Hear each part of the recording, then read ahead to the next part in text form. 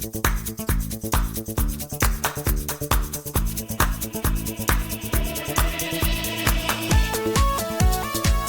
Hello friends, நான் உங்க SKA பேசுறேன்.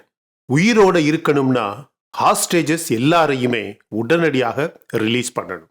அமெரிக்காவின் புதிய செக்யூரிட்டி அட்வைசர் வெளியிட்டுள்ள மிகப்பெரிய ஒரு எச்சரிக்கை, ஹமாஸுக்கான எச்சரிக்கை. ஈரானின் இன்னொரு பினாமி டெரர் ப்ராக்சி ஹவுதிக்கு எதிராக இஸ்ரேல் தொடங்கியுள்ள மிகப்பெரிய ஒரு போர். ஹெஸ்பல்லா மற்றும் ஹமாஸுக்கு பிறகு இஸ்ரேல் மிகப்பெரிய ஒரு போரினை ஈரானின் ஹவுதிக்கு எதிராக ஆரம்பித்துள்ளது. இந்த வீடியோவின் இறுதியில் பாகிஸ்தானும் பங்களாதேஷும் இணைந்து செய்த ஒரு சில சதி திட்டங்கள் இந்திய ராணுவத்தால் கண்டுபிடிக்கப்பட்டுள்ளது. இந்திய ராணுவம் கைது செய்துள்ள பாகிஸ்தானில் பயிற்சி பெற்ற பங்களாதேஷ் தீவிரவாதி. இந்தியாவின் ஆயுத விற்பனையில் மிகப்பெரிய சாதனை செய்ய போகும் இந்தியாவின் பிரம்மாஸ் ஏவுகணை இதற்கான மிகப்பெரிய ஒரு டீல். சவுத் ஈஸ்ட் ஆசிய கண்டத்தில் இந்தியாவின் பிரம்மாஸ் ஆயுதத்தை வாங்கும் இரண்டாவது மிகப்பெரிய கஸ்டமர். எல்லாமே சூப்பர் செய்திகள், அதனால கடைசி வரைக்கும் பாருங்க. இஸ்ரேல் பிரைம் மினிஸ்டர் நெத்தன்யாகு ஈரானால் சப்போர்ட் செய்யப்படும் ஹவுதிக்கு எதிரான போரில் மிகப்பெரிய தாக்குதல்களை செய்ய தயாராகுமாறு ஐடிஎஃப் படையிடம் சொன்னதாகவும், ஆனால் ஐடிஎஃப், மொசாட் மற்றும் ஷின்பேட் என 3 அமைப்புகளின் தலைவர்களுமே தொடர்ந்து ஹவுதியை தாக்குவதற்கு பதிலாக நேரடியாக ஈரானையே தாக்குவது இஸ்ரேலுக்கு மிகப்பெரிய மிக நல்ல திட்டமாக இருக்கும் என்று பேசியதாக ரகசிய ஆதாரங்கள் வெளியாகியுள்ளது. இஸ்ரேலின் மொசாட் அமைப்பு ஈரான் பற்றிய மிக முக்கியமான ரகசியங்களை சேகரித்துள்ளது.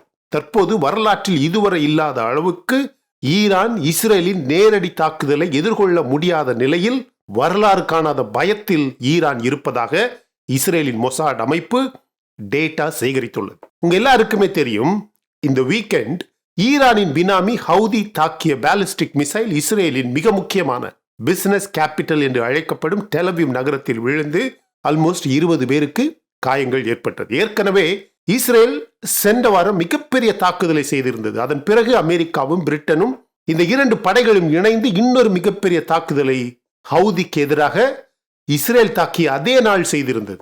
உடனடியாக இஸ்ரேலின் பிரைம் மினிஸ்டர் ஹெஸ்பல்லா மற்றும் ஹமாஸுக்கு எதிராக செய்த ஒரு மிக நீள போரினை ஹவுதிக்கு எதிராகவும் தொடங்க திட்டமிட்டு இஸ்ரேலின் ஐடிஎஃப் மற்றும் மொசாட் அமைப்புடன் மிக ரகசியமான ஒரு பேச்சுவார்த்தையை தொடங்கியதாகவும், ஆனால் அதற்கு இஸ்ரேலின் மொசாட் அமைப்பு அவர்கள் சேகரித்த டேட்டா மற்றும் உளவு ரகசியங்களின்படி தற்போது ஈரான் இஸ்ரேலின் ஒரு நேரடியான தாக்குதலை எதிர்கொள்ள தயாராக இல்லை என்றும், எனவே இஸ்ரேலின் நேரடியான தாக்குதலை கண்டு ஈரான் மிகவும் பயப்படுவதாகவும், எனவே இனிமேல் ஹவுதி அல்லது ஹெஸ்பல்லா போன்ற பினாமி அமைப்புகளை தாக்குவதற்கு பதிலாக நேரடியான மிகப்பெரிய ஒரு தாக்குதலை ஈரான் மீதே செய்து விடுவது நல்லது என்று இஸ்ரேலின் மொசாட் அமைப்பு இஸ்ரேலின் பிரைம் மினிஸ்டருக்கு ஒரு மிக முக்கியமான ரிப்போர்ட் கொடுத்திருப்பதாக ஆதாரங்கள் வெளியாக ஆரம்பித்துள்ளது. ஃப்ரெண்ட்ஸ், உண்மையாகவே சொல்றேன், இஸ்ரேலின் மொசாட் அமைப்பு அப்படி ஒரு ரிப்போர்ட் கொடுத்திருப்பது, பிரைம் மினிஸ்டருக்கு கொடுத்திருப்பது உண்மை என்றால் கண்டிப்பாக அது உதாசீனப்படுத்தக்கூடாத மிகப்பெரிய ஒரு உண்மை. அது மட்டுமல்ல, அதை இஸ்ரேலின் பிரதமருக்கே கொடுத்திருப்பது உண்மை என்றால் ஈரான் கண்டிப்பாக மிகவும் ஆபத்தான நிலையில் இருக்கிறது என்பதும் உண்மை. ஏற்கனவே இஸ்ரேல் பிரைம் மினிஸ்டர் தன்னுடைய செக்யூரிட்டி கவுன்சில் அமைச்சகத்துடன் ஒரு மிக முக்கியமான மீட்டிங் ஒன்றை முடித்த பிறகு ஹவுதியை எச்சரிக்கும் விதத்தில் நேற்று ஒரு வீடியோ வெளியிட்டிருந்தார். அந்த வீடியோவில் அவர் சொல்லியிருந்தது, ஹவுதிக்கு எதிராக இஸ்ரேல் மட்டுமல்ல, உலகின் மொத்த நாடுகளுமே, மொத்த உலகமுமே ஹவுதிக்கு எதிராக போர் செய்வதாக சொல்லியிருந்தார். அமெரிக்கா மற்றும் பிரிட்டன் ஏற்கனவே பல தொடர் தாக்குதல்களை ஹவுதிக்கு எதிராக செய்கிறது. ஹவுதி ஏற்கனவே ரெட் சீயில் செல்லக்கூடிய உலகத்தின் பல நாடுகளின் கப்பல்களை முட்டாள்தனமாக தாக்குகிறது. உங்களுக்கே தெரியும், ஒரு சில மாதங்களுக்கு முன்பு இந்தியாவின் ஒரு கப்பலை கூட இதே இந்த பயங்கரவாத அமைப்பு ஹவுதியால் தாக்கப்பட்டது. எனவே Netanyahu, Israel prime minister Netanyahu சொல்வது, இன்று மொத்த உலக நாடுகளுமே இந்த பயங்கரவாத ஹவுதி அமைப்புக்கு எதிராக உள்ளது. அமெரிக்கா தொடர்ந்து ஹவுதியின் மொத்த சொத்துக்களை அழிக்கக்கூடிய விஷயம் உங்க எல்லாருக்குமே தெரியும். இஸ்ரேல் இந்த வருடம் அக்டோபர் மாதத்தில் ஒரே ஒரு நாள் செய்த தாக்குதலில் $500 மில்லியன் அதிகமான இழப்பு ஹவுதிக்கு, ஏமன் நாட்டுக்கு ஏற்பட்டதாக ஏற்கனவே ஆதாரங்கள் வெளியானது. ஆனால் ஈரானின் ஆயுதமும் பணமும் தொடர்ந்து ஹவுதிக்கு போய்கிட்டே தான் இருக்கு. எனவேதான் இஸ்ரேல் பிரதமர் நெத்தன்யாகு சொல்றாரு, இஸ்ரேல் இதுவரையிலும் ஈரானுக்கு எதிராகவும் ஈரானின் மற்ற பினாமிகளுக்கு எதிராகவும் எப்படி மிகப்பெரிய ஒரு போரை செய்து அவர்களை அழித்ததோ, அதே போலவே ஹவுதியும் அழிக்கப்படும் என்று சொல்லி மிகப்பெரிய ஒரு போரை தொடங்க இருப்பதாக சொல்லி ஈரானுக்கும் இன்னும் நெஞ்சு வெடிக்கும் அளவுக்கு பெரிய எச்சரிக்கை ஒன்றை இஸ்ரேல் பிரதமர் இன்று வெளியிட்டுள்ளார். ஏற்கனவே நேற்று ஹவுதி செய்த இந்த பாலிஸ்டிக் மிசைல் தாக்குதல் நடந்த அதே நேரம், அந்த தாக்குதல் நடந்த அதே நிமிடம் இஸ்ரேல் படையின் பல ஏர்கிராப்ட்ஸ் ஹவுதியின் மிக முக்கியமான ஆயுத தளங்களை தொடர்ந்து தாக்கிக் கொண்டிருந்தது. இந்த பாலிஸ்டிக் ஏவுகணை, ஹவுதி அனுப்பிய ஏவுகணை இஸ்ரேலுக்கு விழுவதற்கு முன்பே இஸ்ரேலின் போர் விமானங்கள் ஏற்கனவே ஹவுதியை நோக்கி நகர்ந்து கொண்டிருந்தது. இந்த போர் தொடங்கி முதல் முறையாக ஏமன் நாட்டின் வெஸ்டர்ன் கோஸ்ட் பகுதியை இஸ்ரேல் குறிவைத்து தாக்கியது. ஹவுதி தீவிரவாதிகளின் டென், அவர்களின் இருப்பிடம் என்று சொல்லக்கூடிய தலைத்தளம் சனா நகரம் முதலாக இஸ்ரேலின் போர் விமானங்களால் இந்த வீக்கெண்டில் தாக்கப்பட்டது. ஏமனில் இருக்கக்கூடிய 3 முக்கியமான துறைமுகங்களையும் அழிக்க வேண்டும் என்ற குறியுடன் இந்த கடுமையான தாக்குதல் இஸ்ரேலால் செய்யப்பட்டது. எண்ணெய் கிணறுகள், எண்ணெய் சுத்திகரிக்கும் தளங்கள், 2 முக்கியமான பவர் ஸ்டேஷன்ஸ், கடலில் கிடந்த ஒரு சில கப்பல்கள் என ஹவுதியின் மிக முக்கியமான சொத்துக்கள் தொடர்ந்து தாக்கி அழிக்கப்பட்டது.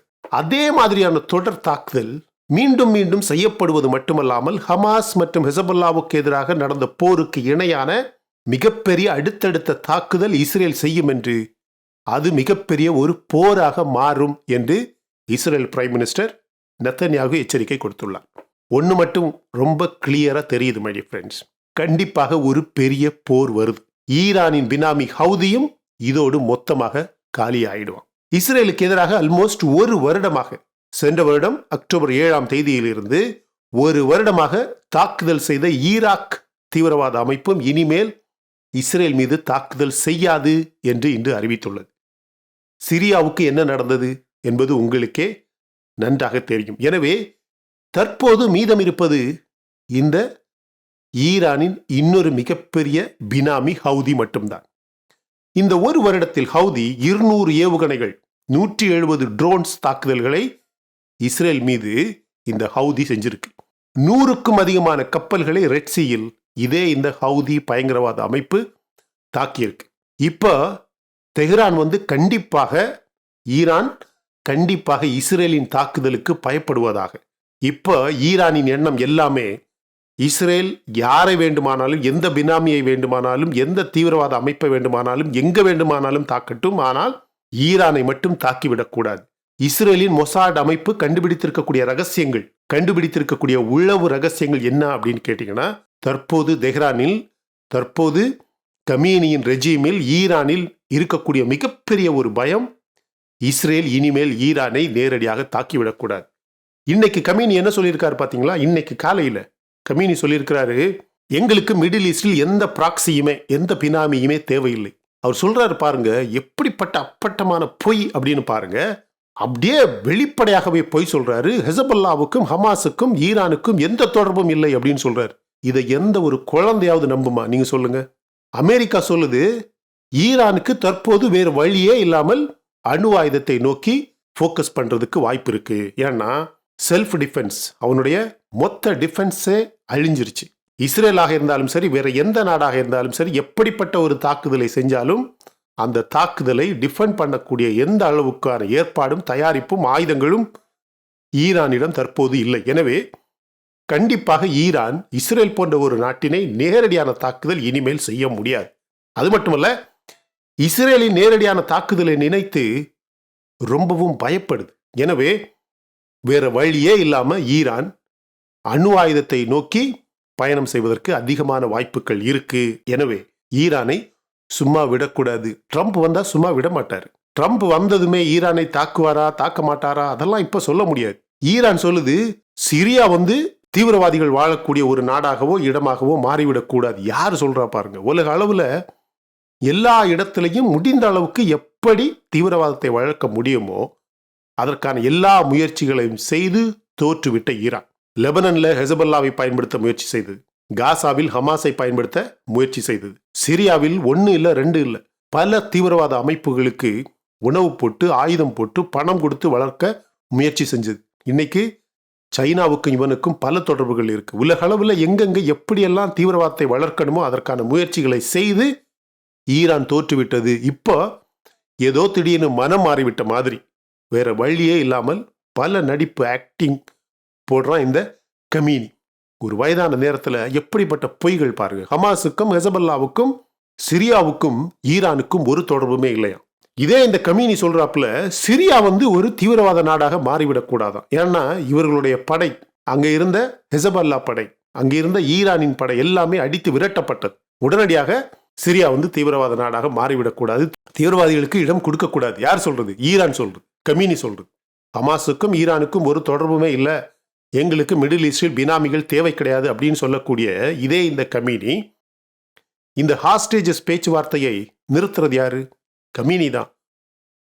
இப்போ கண்டிப்பாக ஹாஸ்டேஜஸ் ஒரு சில பேர் அங்கே இருப்பதாகவும், எல்லாருமே இன்னும் இறந்து விடவில்லை, ஒரு சில உயிர்கள் இன்னும் இருக்கு அப்படிங்கிறதுக்கான அடையாளம் அதிகமாக கிடைச்சிருக்கு. இஸ்ரேல் நீ ரிலீஸ் பண்றதா இருந்தால் எல்லாரையும் ஒரே மாதிரியா, ஆண்கள் பெண்கள் வயதானவர்கள் எல்லாரையும் ஒரே மாதிரியாக ரிலீஸ் பண்ணணும். ஒரு முக்கியமான விஷயம் சொல்றேன் மை டியர் ஃப்ரெண்ட்ஸ். நேற்று மிக முக்கியமான ஒரு இன்டர்வியூ பார்த்தேன். இந்த வரக்கூடிய ட்ரம்ப் அட்மினிஸ்ட்ரேஷன்ல அமெரிக்காவின் நேஷனல் செக்யூரிட்டி அட்வைசராக வரப்போகிறவர் வால்ஸ் அப்படின்னு சொல்லக்கூடிய ஒரு பழைய மிகப்பெரிய மிலிட்டரி ஆஃபீஸர், இந்தியாவின் அஜித் தோவல் மாதிரியான ஒரு பதவி.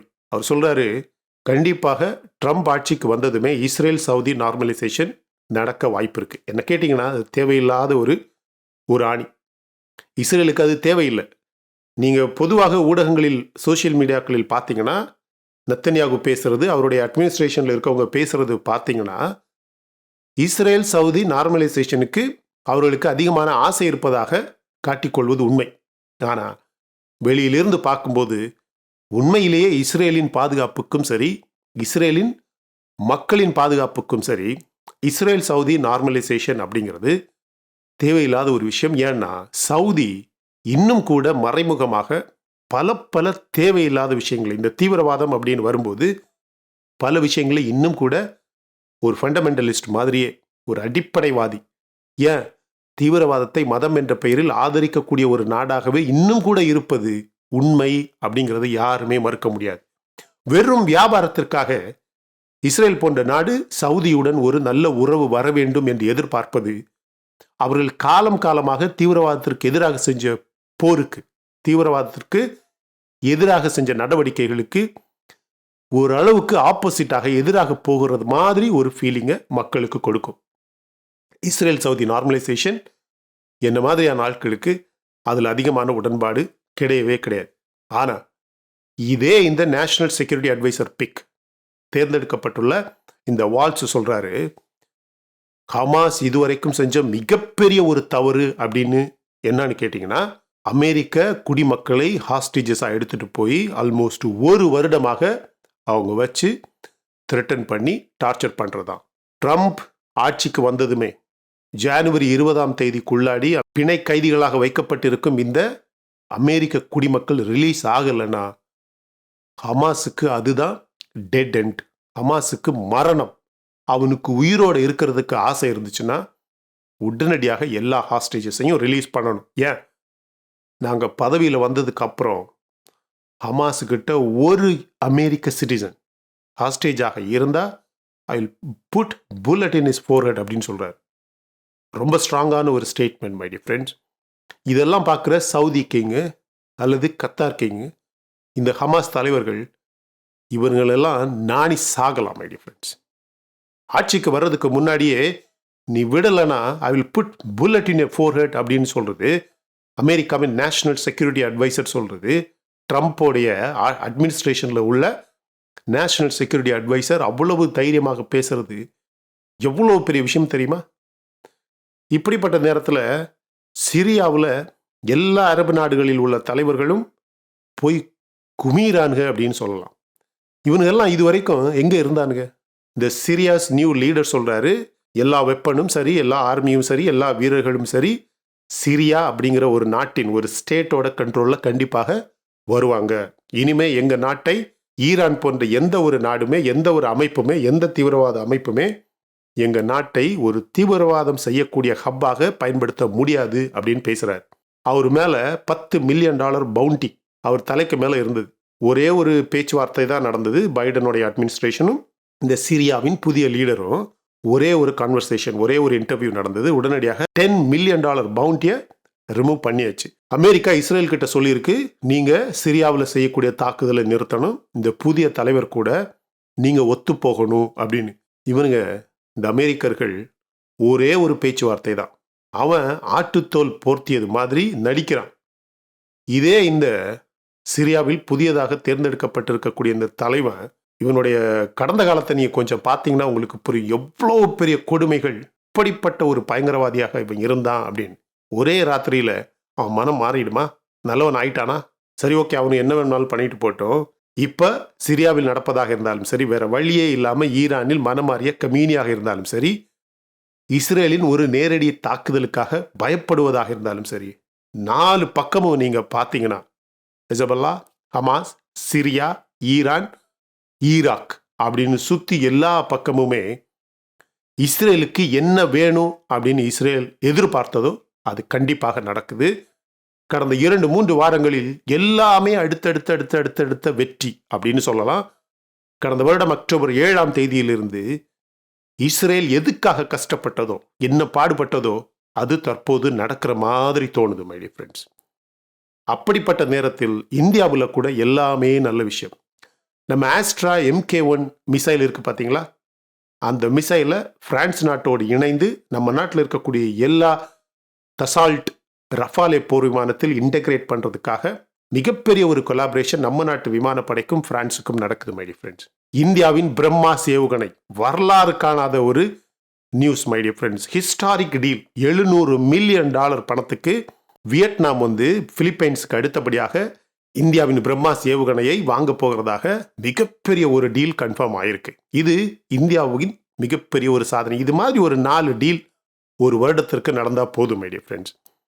அப்படிப்பட்ட நேரத்தில் இன்னைக்கு இந்த பங்களாதேஷ் இவ்வளவு குடைச்சல், இவ்வளவு பிரச்சனைகளை உருவாக்குறானே, அதுக்கு யாரு காரணம் அப்படின்னு நீங்க பார்த்தீங்கன்னா கண்டிப்பாக ஒரு பக்கம் சைனா, இன்னொரு பக்கம் பாகிஸ்தான். நம்ம எல்லையில் எல்லா பிரச்சனையும் தீர்க்கிற மாதிரி இனிமே சைனாவுக்கும் இந்தியாவுக்கும் எந்த குழப்பமும் கிடையாது, யாருக்கும் எந்த ஒரு சிக்கலுமே எல்லையில் வராது அப்படின்னு பேசிட்டு, ஏன்னா அவனுக்கு தேவை அவனுடைய பொருளாதாரத்தை தற்போதைக்கு பாதுகாக்கணும். ஏன்னா அமெரிக்காவுக்கு பிறகு இந்த ஆசிய கண்டத்தில் மிகப்பெரிய ஒரு பொருளாதாரம் அப்படின்னு பார்த்தீங்கன்னா இந்தியாவையும் நாம் பகைச்சிக்கிட்டோம்னா நம்முடைய பொருளாதாரம் அப்படியே நோஸ் டைவ் அடித்து அப்படியே தலையில் குப்புற கீழே விழுந்து படுத்துரும். அதை பாதுகாக்க, அப்படிப்பட்ட ஒரு பெரிய ஆபத்திலிருந்து தன்னை பாதுகாத்து கொள்ள இந்தியாவிடம் அப்படியே நல்லா போறது மாதிரி ஒரு பக்கம் போயிட்டு பொருளாதாரத்துக்கான பிரச்சனையை நீக்கிட்டு சரி செஞ்சுட்டு, இன்னொரு பக்கம் பாகிஸ்தான், பங்களாதேஷ் 2 பேரையும் உசுப்பேத்தி விட்டு நம்ம நாட்டுக்கு ஏதாவது ஒரு நிலையில்லாத தன்மையை, அப்படியே நாடு நல்லா அமைதியா இருக்கிற மாதிரி போயிடக்கூடாது. ஏன்னா அது நம்ம பொருளாதாரத்துக்கு மிகப்பெரிய ஒரு பிளஸ் பாயிண்ட். அந்த பிளஸ் பாயிண்ட், அந்த பாசிட்டிவை எடுக்கக்கூடிய வகையில ஏதாவது சிக்கல் கொடுத்துக்கிட்டே இருக்கணும் அப்படிங்கிறதுக்காக செஞ்ச திட்டம் தான் திடீரென இந்தியாவுக்கும் பங்களாதேஷுக்கும் அந்த பிரச்சனை. இன்னைக்கு காலையில பங்களாதேஷுடைய கவர்மெண்ட் இந்த ஷேக் ஹசீனா, முன்னாள் பங்களாதேஷ் பிரைம் மினிஸ்டர் நம்ம நாட்டில் இருக்காங்கல்ல, அவங்கள உடனடியாக பங்களாதேஷுக்கு திரும்ப அனுப்பணும் அப்படின்னு அஃபிஷியல் லெட்டர் வந்திருக்கு. அதுக்கு இந்தியா ஒரு வார்த்தை கூட பேசல. நீ என்ன லெட்டர் வேணும்னாலும் அனுப்பு, யாரை வேணும்னாலும் அனுப்பு, ஷேக் ஹசீனா பத்தி எங்களுக்கு நோ கமெண்ட்ஸ், அதை பற்றி பேசுறதுக்கு விருப்பமே இல்லை. ஆனா வெஸ்ட் பெங்கால்ல தொடர்ந்து பாகிஸ்தான் பயிற்சி கொடுத்த, ஆனா பங்களாதேஷ் பார்டர்ல பங்களாதேஷ் நாட்டுக்குள்ளேந்து வந்த தீவிரவாதிகள் தொடர்ந்து இந்திய அரசால், இந்திய ராணுவத்தால் கைது செய்யப்படுறாங்க. நீ பாருங்க, பங்களாதேஷ் திடீர்னு அதிகமான வியாபார ஒப்பந்தங்களாக இருந்தாலும் சரி, ஆயுத ஒப்பந்தங்களாக இருந்தாலும் சரி, வேற புதிய புதிய திட்டங்களாக இருந்தாலும் சரி, இந்த வாட்டர் ட்ரீட்டி பற்றிய திட்டங்களாக இருந்தாலும் சரி, திடீர்னு சைனாவுடையும் பாகிஸ்தானுடையும் அதிகமான திட்டங்களை பங்களாதேஷ் செய்யுது. இதுக்கெல்லாம் காரணம் என்னன்னு நினைக்கிறீங்க? இதுக்கெல்லாம் மிக முக்கியமான காரணம் ஒரு பக்கம் சைனா, இன்னொரு பக்கம் பாகிஸ்தான். ஆனா இது இந்தியாவை ஏதாவது ஒரு விதத்தில் பாதிக்குமா அப்படின்னு கேட்டீங்கன்னா, நான் ஏற்கனவே 2-3 வீடியோக்களில் போன வாரமும் அதுக்கு முந்தின வாரமும் தெளிவாக பொருளாதார விதத்தில் நம்பர்ஸ் கொடுத்து எக்ஸ்பிளைன் பண்ணியிருந்தேன். அதை போய் பாருங்க, உங்களுக்கு புரியும். இந்தியாவை பங்களாதேஷில் எவனுமே எதுவுமே பண்ண முடியாது. இந்தியாவின் வளர்ச்சி தடுக்க முடியாத வளர்ச்சியாக ஒரு குறிப்பிட்ட ஸ்டேஜ், ஒரு குறிப்பிட்ட நிலையை தாண்டி போயாச்சு. அதை இன்னும் யாராலையும் எந்த ஸ்டம்பிளிங் பிளாக்குமே ஸ்டாப் பண்ண முடியாது மை டியர் ஃப்ரெண்ட்ஸ். பிரம்மாஸ் ஆயுதத்தின் விற்பனைக்கான டீல், அந்த ஒரு ஆப்பர்ச்சுனிட்டியா, வாய்ப்பை பார்த்தீங்களா? $700 மில்லியன். வியட்நாமே $700 மில்லியன் கொடுத்து நம்மளுடைய ஒரு ஆயுதத்தை வாங்குறதுக்கு டீல் செஞ்சிருக்குன்னா, இது மாதிரி 4-5 டீல் நம்ம நாட்டுக்கு ஒரு வருடத்துல நடந்ததுன்னா போதும் மை டியர் ஃப்ரெண்ட்ஸ். நம்ம நாட்டு வளர்ச்சி யாராலையுமே தடுக்க முடியாத வளர்ச்சியாக மாறும். உலகத்தின் 3வது மிகப்பெரிய பொருளாதாரமாக மாறுறதும் அவ்வளவு கஷ்டம் கிடையாது. உலகத்தின் 3வது அல்லது 2வது மிகப்பெரிய மிலிட்டரியாக மாறுறதுக்கும் அவ்வளோ பெரிய கஷ்டம் கிடையாது. கண்டிப்பாக சற்று காலம் எடுக்கும். That's okay. எல்லா வளர்ச்சிக்குமே ஒரு பாதை இருக்கு. அந்த பாதையை கிராஸ் பண்ணி போனதுக்கு அப்புறம் தான் அந்த வளர்ச்சி நடக்கும். அந்த அப்படி நடக்கிற வளர்ச்சி தான் நமக்கு நல்ல வளர்ச்சி மை டியர் ஃப்ரெண்ட்ஸ். இதை நீங்கள் அக்செப்ட் பண்ணுறீங்களா இல்லையா அப்படிங்கிறத கமெண்ட் செக்ஷனில் பதிவு பண்ணுங்க. பங்களாதேஷை என்ன பண்ணலாம், இஸ்ரேலுக்கு திடீர்னு கிடைத்த வெற்றி பற்றி நீங்கள் என்ன நினைக்கிறீங்க, இந்தியாவின் இந்த புதிய வெப்பன் டீல், இந்த டிஃபென்ஸ் டீல், இந்த ஆயுத ஒப்பந்தம் பற்றி நீங்கள் என்ன நினைக்கிறீங்க அப்படிங்கிறத கமெண்ட் செக்ஷனில் பதிவு பண்ணுங்கள். ரொம்ப முக்கியமான வீடியோ. இந்த வீடியோ பிடிச்சிருந்தா லைக் பண்ணுங்கள். இன்னும் நம்ம சேனலை நீங்கள் சப்ஸ்கிரைப் பண்ணலைன்னா சப்ஸ்கிரைப் பண்ணுங்கள். அப்போ தான் நம்ம வீடியோஸ் பதிவு பண்ணதுமே உங்களுக்கு உடனடியாக கிடைக்கும். Thank you so much my dear friends for வாட்சிங் all my videos and supporting my channel. Until I come back with my next awesome video, it's bye from Suresh. Stay safe, stay positive, stay active and stay fit and always dream big in your life. நம்மளால் எப்போவுமே எதையுமே எங்கேயுமே சாதிக்க முடியும் அப்படின்னு நம்ம first நம்பணும் my dear friends. And as I always say, please take care of your parents at your home. உங்கள் அப்பா அம்மாவை உங்கள் வீட்டிலே வச்சு நல்ல சந்தோஷமாக நல்ல பத்திரமா பார்த்துக்குங்க my dear friends. Because it's very very very important. Thank you.